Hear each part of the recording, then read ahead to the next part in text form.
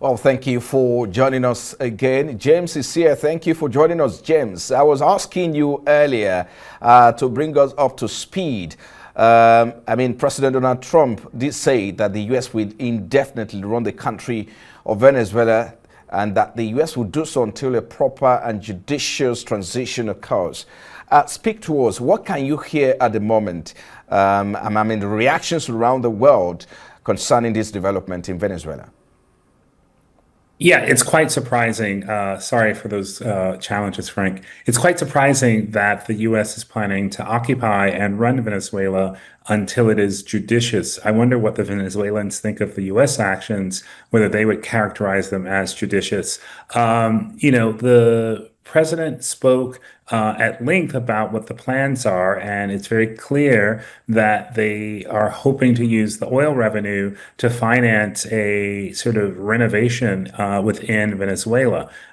This seems to go completely opposite to what Trump had previously talked about, which was not to get involved in things overseas. But perhaps because of the oil revenue, he thinks he can finance it and it won't be as much damage to American economy or American lives. But this was really surprising that they are planning to stay in Venezuela for as long as they want to stay, and that they were also quite dismissive of the opposition leader, Ms. Machado, who just won the Nobel Peace Prize, saying that she's in no position to run the country. So it's very interesting to see what is going to sort of happen as the U.S. begins to lay out its day-to-day management of this country in the Caribbean.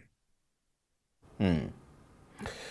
Well, just a few weeks ago, we saw that the U.S. attacked some suspected ships carrying illegal substances. What role did you think these earlier seizures of oil tankers and strikes on alleged drug routes play in setting the stage for this moment?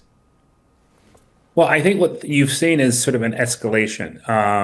They first started attacking ships. They attacked more ships. They then attacked a few things on land, and then we had this actual capture today.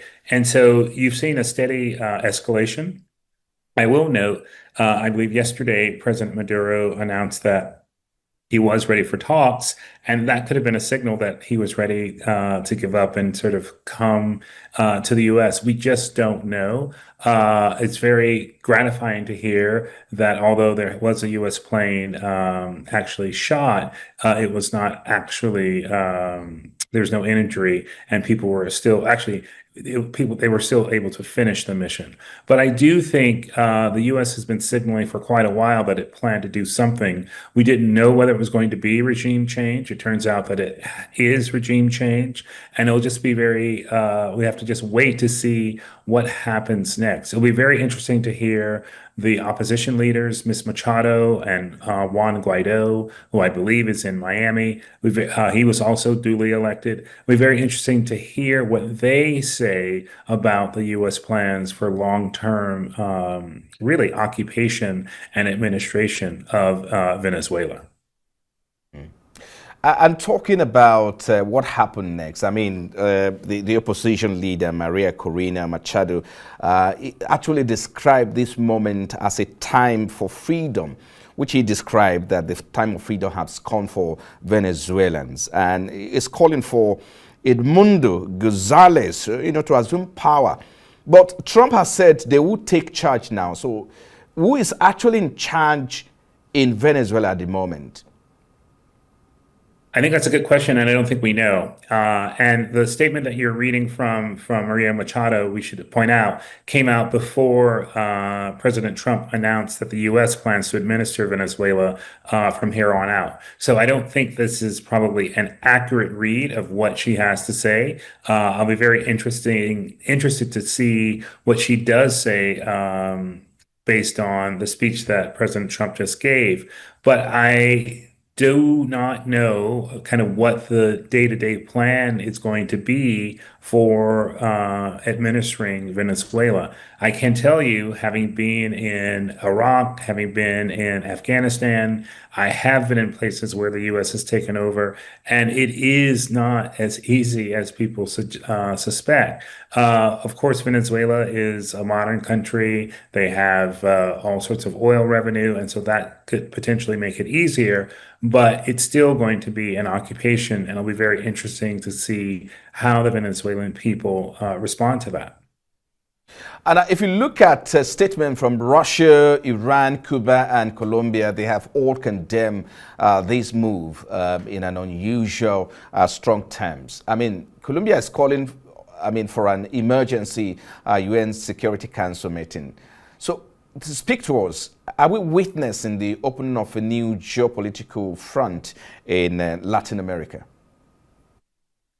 What I think you're seeing is the U.S. carrying out the strategy that it laid out in the National Security Statement, where they said that they were going to return to the Monroe Doctrine and they were planning to really have leadership and to take control in the Western Hemisphere. And that's what they're doing. The Monroe Doctrine was issued back in the 19th century by President Monroe, and it really was a warning to England and Paris, or France and Spain and the other powers that the Western Hemisphere belongs to the U.S.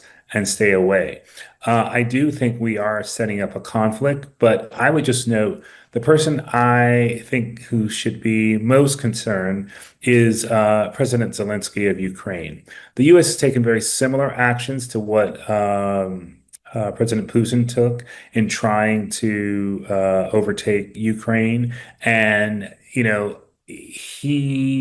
it's a very, very thin line between what the U.S. has done and what President Putin has done.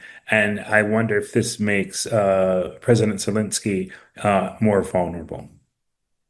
A good place to leave it. All right, special correspondent James Blow, thank you for your time there.